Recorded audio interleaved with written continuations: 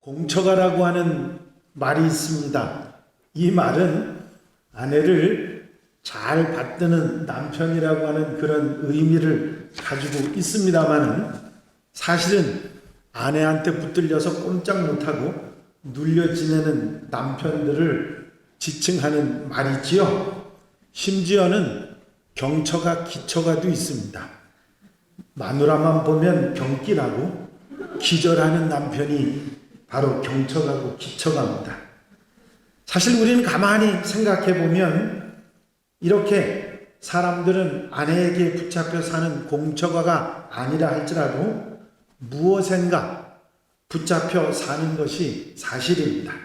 어려서는 부모님에게 붙잡혀 살고, 학교 다닐 때는 선생님 공부에 붙잡혀 살고, 결혼해서는 아내와 남편에게 붙잡혀 살고, 직장에서는 일에 붙잡혀 살고, 늙어서는 자식에게 매여 사는 우리들의 모습이지요.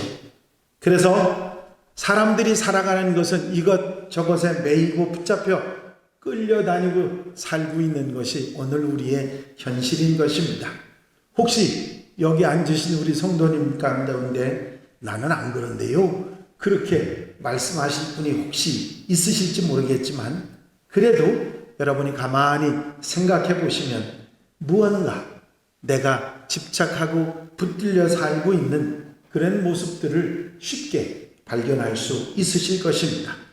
여러분, 우리가 이렇게 무엇인가 붙잡혀 사는 인생이라면 사람들은 과연 무엇에 붙잡혀 살고 있는지, 또 내가 붙잡혀 사는 것은 무엇인지, 그리고 내가 붙잡혀 살아야 될 것은 과연 어떤 것인지를 한번 생각해보고, 오늘 본문 말씀을 통해서 붙잡혀 사는 인생이라고 하는 제목으로 여러분들에게 말씀을 드리면서 은혜를 나누고자 합니다.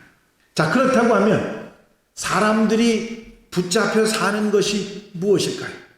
물론 사람들에 따라서 여러 가지로 이야기할 수 있겠습니다만 대표적인 것 몇 가지만 먼저 말씀을 드려보겠습니다. 제일 먼저 본문 말씀에 나오는 이 부자처럼 재물에 붙잡혀 사는 사람입니다. 본문에 나오는 부자는 황금만능주의, 이기주의에 붙잡혀 사는 사람의 대표적인 인물이지요. 많은 재물을 모아놓고는 자기만 생각하면서 편히 쉬고 쾌락을 즐기며 살겠다고 말합니다. 그러나 바로 그때 하나님께로부터 심각한 질문이 주어집니다. 어리석은 자여, 오늘 밤에 내 영혼을 도로 찾으리니 그러면 내 예비한 것이 네 것이 되겠느냐 하는 말씀이었습니다. 오늘 밤에 내가 죽는다고 하면 내가 그토록 애를 써서 모아낸 재물이 무슨 소용이 있겠느냐, 그런 말씀인 거지요. 사실 우리가 살고 있는 이 세상은 돈이면 안 되는 것이 없는 그런 세상입니다. 돈을 가지면 자기가 원하는 것은 무엇이든지 다 할 수 있고, 마음 먹은 대로 무슨 일이든지 할 수 있는 것이 재물의 위력입니다. 심지어는 재물을 많이 가졌느냐 적게 가졌느냐에 따라서 사람을 평가하는 그런 척도가 되기도 합니다. 그러다 보니 너도 나도 돈을 벌기 위해서 수단 방법 가리지 않고 악착같이 돈을 모으려고 하는 그런 사람들, 결국 돈에 붙잡혀 사는 사람들이 되고 마는 것이죠. 사실 돈과 재물은 우리 생활과 편리를 위해서 무척 필요한 것입니다. 그러나 우리가 재물에 붙잡혀 살게 되면, 재물에 매여 살게 되면 우리는 돈에 이용당하고 돈에 매여서 울고 웃는 그런 인생을 살아갈 수밖에 없는 것입니다. 그래서 재물에 붙잡혀서 돈을 목적으로 사는 사람들은 어처구니 없는 잘못된 일도 서슴없이 저지르고 사는 것입니다. 친한 친구에게 보증을 서달라고 해놓고 빚을 떠맡기는가 하면 보험금을 타먹기 위해서 남편을 청부살해하고 아내를 약을 먹여 죽이고 자식을 차에 치여 죽이는 그런 어처구니 없는 일들이 우리 주변에서 돈에 매인 사람들에게 보여지는 모습들인 것입니다.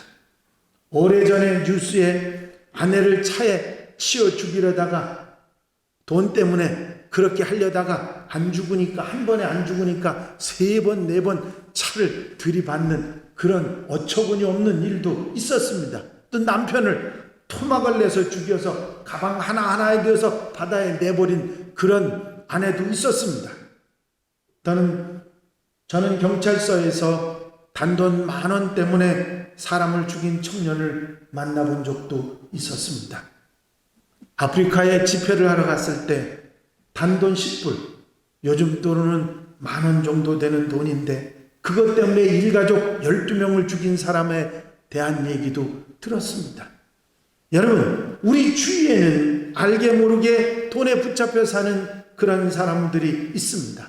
하지만 재물은 이용하는 것이지 그게 목적이 되거나 거기에 붙잡혀 살아서는 안 되는 것입니다. 왜냐하면 돈으로 재물로도 해결되지 않는 것들이 너무 많고 우리 인생은 그렇게 살 수 없기 때문입니다. 예전에 세계적인 부자라고 하던 오나시스라고 하는 사람이 있습니다. 혹 그 이름을 기억하시는 분들이 있을지 모르겠는데 그 아들이 태평양을 비행하다가 그만 비행기가 떨어지는 바람에 그곳에서 죽었습니다. 외아들이었고 오나시스는 울부짖다 못해 이렇게 말했습니다. 저 태평양에 떨어진 내 아들 죽은 시신의 얼굴이라도 단 한 번만 보여준다고 해도 내 재산의 절반을 나눠주겠다고 그렇게 말했지만 어느 누구도 그 아들의 시신을 찾은 사람이 없습니다. 재물은 분명히 우리에게 우리 인생에 있어서 중요한 것입니다. 필요한 것입니다. 열심히 일해서 필요한 만큼 벌어야 합니다. 그러나 그 돈이 목적이 되거나 그 돈에 붙잡혀 살거나 재물에 매여서 노예가 되어서는 안 된다고 하는 말씀입니다. 왜냐하면 그런 인생의 끝이 너무 허무하기 때문이지요. 돈의 노예가 돼서 돈만 알다가 인색하게 자린고비 수존노로 이 세상을 살아가다가 하나님 앞에 가면 후손들이, 그 이웃 사람들이 그 사람을 무엇이라고 말하겠습니까? 아마 묘비에다가 돈에 붙잡혀 산 인생 누구누구라고 써야 할 것입니다. 사랑하는 성도 여러분, 우리는 2번 사는 것이 아닙니다. 한 번 시험 삼아 살아보고 그 다음에 다시 살아서 잘 살아가는 그런 인생이 아닌 것입니다. 오직 한 번의 인생입니다. 지나간 시간은 다시 내게 오지 않습니다. 아차하는 순간에 검은 머리가 눈같이 휘어지는 것입니다. 후회해도 소용이 없습니다. 가슴을 치며 통곡해도 헛일입니다. 다시 한번 기회와 시간을 달라고 아무리 소리쳐도 지나간 시간과 인생은 어떤 방법으로도 되돌릴 수 없는 것입니다. 여러분, 이런 귀한 인생을 돈에 붙잡혀서 돈의 노예로 돈만 알고 사는 그런 사람으로 살아가시겠습니까? 아니면 정말 값어치 있는 귀한 인생을 살아가시겠습니까? 2번째로 욕심의 정욕에 붙잡혀 살아가는 인생입니다. 구약 성경 사무엘서에 보면 다윗이라고 하는 이스라엘의 위대한 왕의 이야기가 나옵니다. 이 다윗 왕은 이스라엘 백성들에게 대단히 존경받는 위대한 왕이었고 모든 생활에서 모범적이어서 하나님께서 사랑받는 그런 왕이었습니다. 그런데 그 다윗 왕이 정욕 때문에 부하의 아내가 목욕하는 것을 보고 그 아내를 데려다가 범했을 뿐만 아니라 그 부하를 위험한 전쟁에 내보내가지고 일부러 죽게 만들었습니다.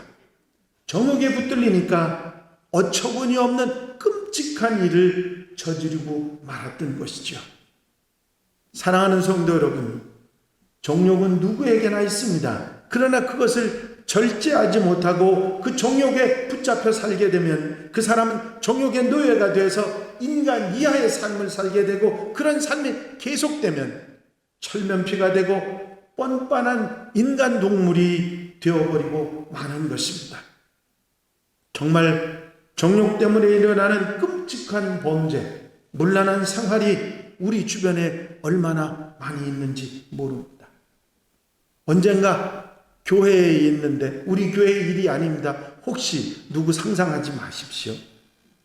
교회에 앉아 있는데 전화가 왔습니다. 저녁 늦게였습니다. 어떤 부인이, 목사님 그 교회 다니는 교회는 아닌데요, 제가 상담할 일이 있어서 전화를 드렸습니다. 예, 말씀하시지요. 그랬더니 어떤 부인이었느냐면 아주 훌륭한 남편이 있었고 자식들도 있어서 정말 행복하게, 정말 깨가 쏟아지게 사는 그런 집이었습니다. 그런데 그만 이웃집 남자와 눈이 맞았습니다. 그래서 어떻게 할까요? 그래서 저는 그 부인에게 빨리 정리하고 행복을 되찾으라고 그러고 싶었는데, 제가 물었습니다. 무엇을 알고 싶은가요? 하고 물었더니 그 여자가 하는 말이 저보고 그럽니다. 가정도 버리기 싫고요, 그 남자와 헤어지기도 싫은데요. 그 방법을 가르쳐 달라는 겁니다. 여러분, 정욕 때문에 행복한 가정이 깨어지고 있습니다. 정욕 때문에 사람을 죽이고 정욕 때문에 끔찍한 죄를 저지르고 있습니다. 정욕 때문에 가정 파괴범이 돼서 사형언도를 받고 뒤늦게 후회하고 깨달았지만 죽음으로 그 인생을 끝내버린 20대 청년들이 우리 주변에도 있었습니다. 아직도 앞길이 청청한 젊은이가, 아직도 제대로 피워보지도 못한 젊은 청년들이 정욕에 붙들려서 감옥에 가고 일생을 그렇게 잘못 살아가는 모습들을 볼 수 있는 것입니다. 여러분, 처음에 한 번 죄를 짓기는 무척이나 어렵습니다. 두렵고 떨리고 무섭고 마음이 아프지만 일단 죄를 짓고 나면, 특별히 욕심으로 일어난 범죄는 아편처럼 계속되는 것입니다. 야고보 3장 15절 여러분들이 잘 아시는 말씀에 욕심이 잉태한 즉 죄를 낳고 죄가 장성한 즉 사망을 낳느니라 말씀한 것처럼 계속적으로 상습적으로 범하는 잘못을 저지르게 되는 것입니다. 여러분, 내 마음속에 욕심이 일어나고 정욕이 일어나면 붙잡히지 말고 거기에 매여서 살아서는 안 되는 것입니다.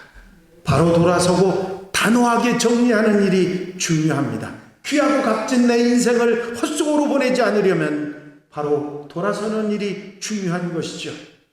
여러분, 머리 위로 날아가는 새를 막을 수 있습니까? 아무도 못 막습니다. 머리 위로 날아가는 새는 누구도 못 막습니다. 그러나 그 새가 내 머리 위에 둥지를 들고 알을 까서 새끼를 치는 것은 막을 수 있는 것 아니겠습니까? 우리가 지나가는 것을 어떻게 할 수 없습니다. 우리 생각에 지나가고 우리 마음속에 그런 생각이 드는 것을 어떻게 할 수 없습니다. 그러나 그것들이 내 둥지에 머리를 틀고 둥지를 틀고 그리고 알을 까는 것은 얼마든지 털어버리고 막을 수 있는 것입니다. 정욕에 붙들리지 말고 혈기에 매이지 말고 허영과 사치에 붙들리지 말고 조그만 행복에 감사하면서 정말 귀하고 값진 인생을 살아가는 성도들이 되어야 될 줄로 믿습니다. 세 번째로, 명예나 권력에 붙잡혀 사는 인생입니다.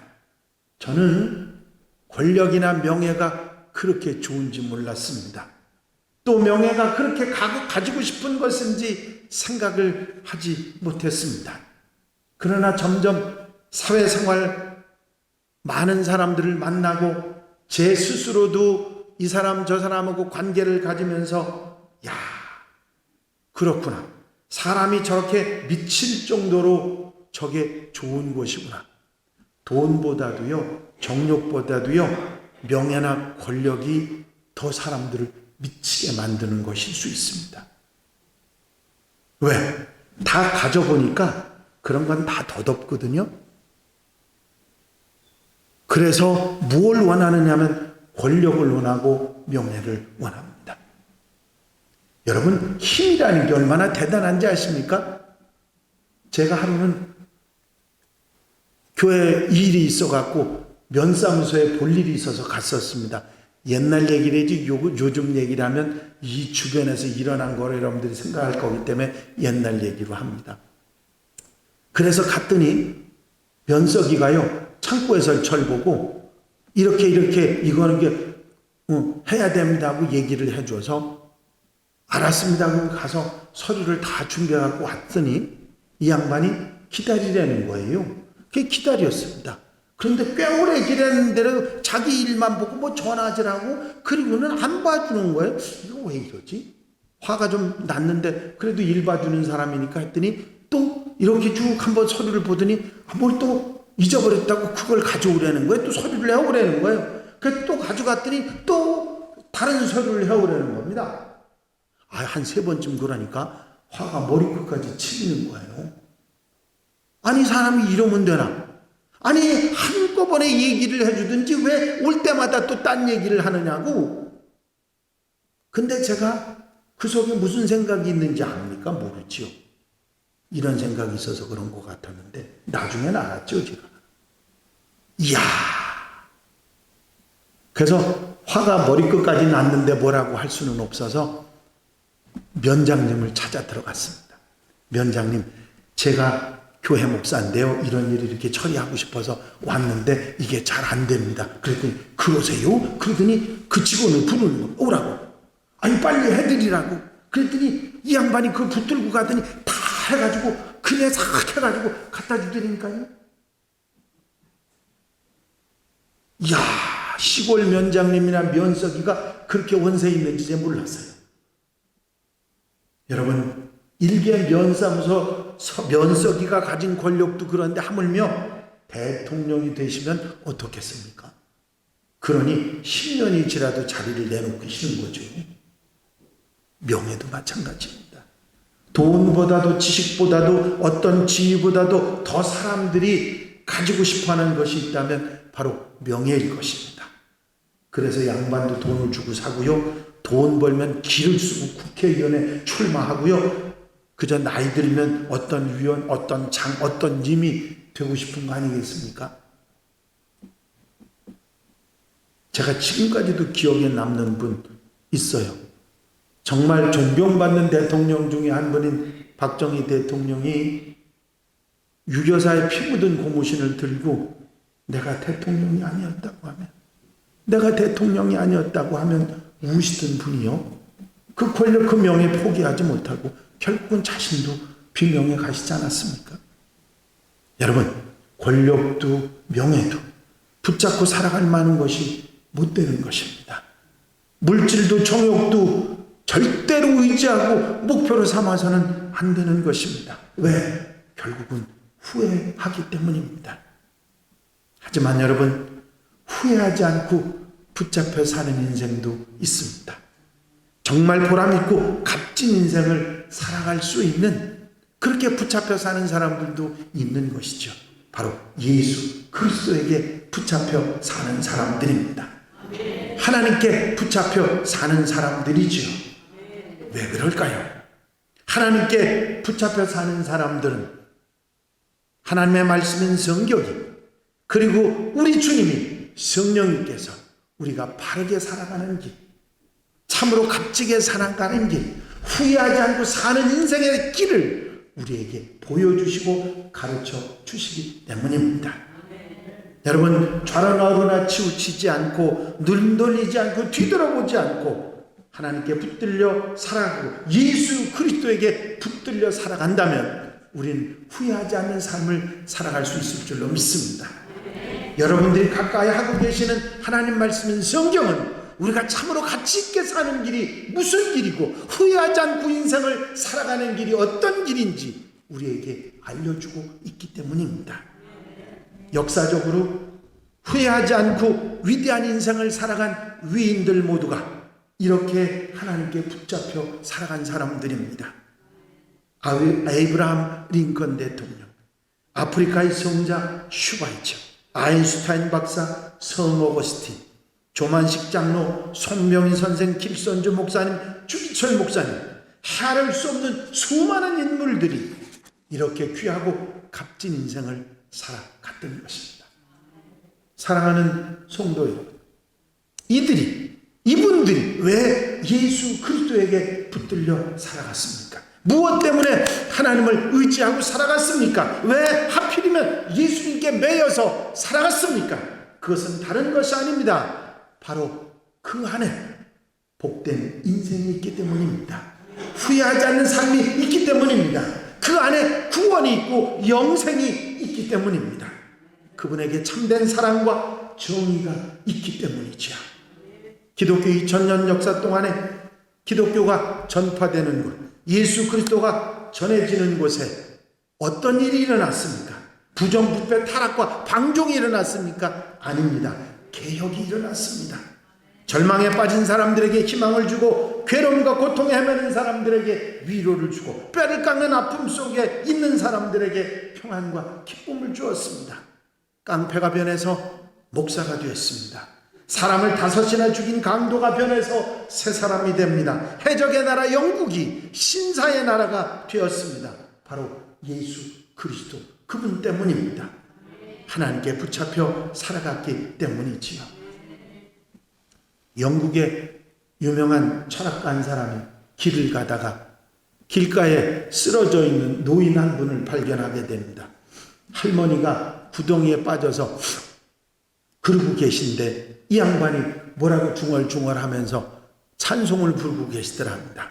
그래서 아이고, 이렇게 연로하신 어른이 여기 이렇게 힘들어서 어떻게 하냐고 건져내가지고 이렇게 살려주었더니 이 할머니가 아이고 고맙습니다, 고맙습니다, 정말 감사합니다. 그리고 일어나셔서는 하는 얘기가, 그 여복의 신사 양반, 예수 믿으시오? 하고 그 할머니가 물었습니다. 아니요, 저는 철학자입니다. 철학 박사입니다. 그리고 얘기를 했더니 아이고 어떻게 해라, 어떡하나, 불쌍해라,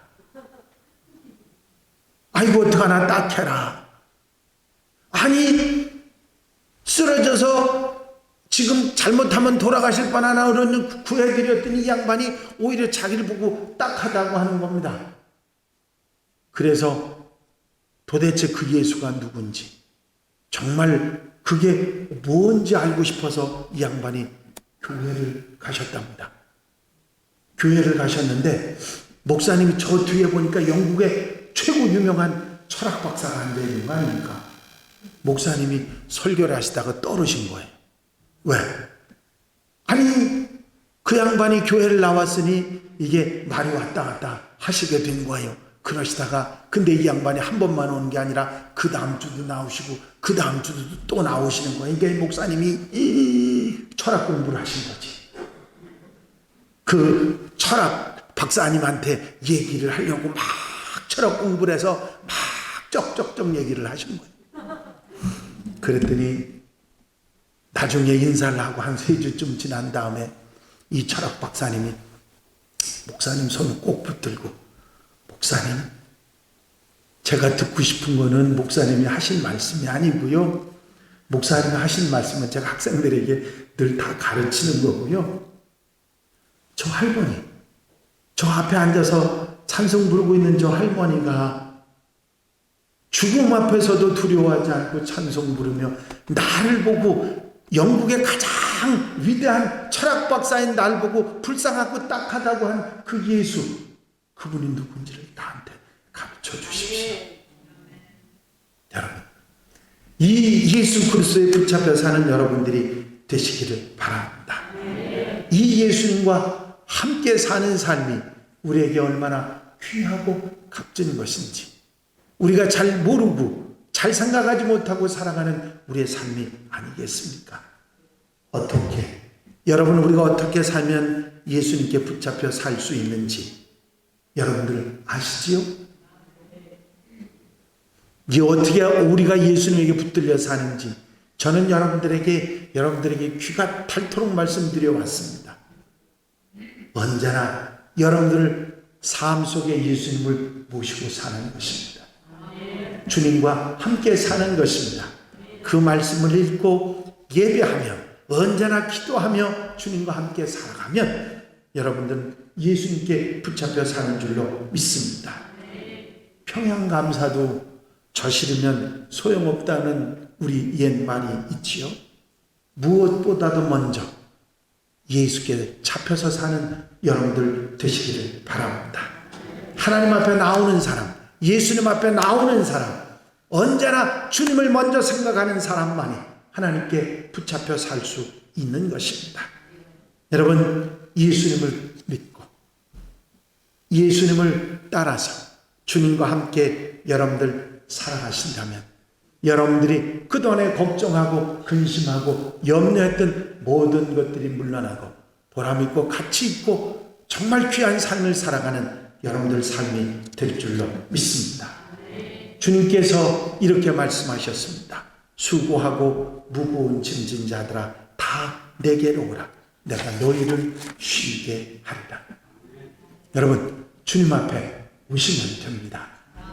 언제나 어디서나 힘들 때, 어려울 때, 마음 상할 때, 엉뚱한 것에 붙잡혀 힘들고 괴로울 때 여러분들 주님 앞에 나오면 주님은 여러분들을 사랑하시고 여러분들 위해 죽으셨기 때문에 그 사랑을 받기만 하면 여러분들이 그 모든 고통과 아픔에서 수고로움에서 벗어날 수 있는 은혜가 있는 줄로 믿습니다. 두 번 오지 않는 인생 후회하지 말고 허송세월하지 말고 지금 이 시간 하나님 앞에 주님 앞에 살아가겠다고 결단하고 그렇게 살아가는 우리 성도들 한양 가족들이 되시길 바랍니다. 제가 여러분들에게 늘 말씀드리죠. 저를 한번 따라해 보실까요? 하나님은 살아계십니다. 그 하나님이 여러분을 사랑하십니다. 하나님이 하십니다. 기도하겠습니다. 사랑과 은혜가 한량없이 많으신 아버지 하나님, 우리가 인생을 살아가면서 여러 가지 것에 붙들려 살아가는 우리의 삶의 모습들을 다시 한번 생각하게 하셨습니다. 돈에 붙잡혀 살고 정욕에 붙들려 살고 명예와 권력에 붙들려 살고 정말 인생을 바로 살지 못하게 하는 어리석은 것들에 매여 잘못된 목적을 가지고 살았던 우리의 모습이 아닌지 다시 한번 돌아보게 하시니 감사를 드립니다.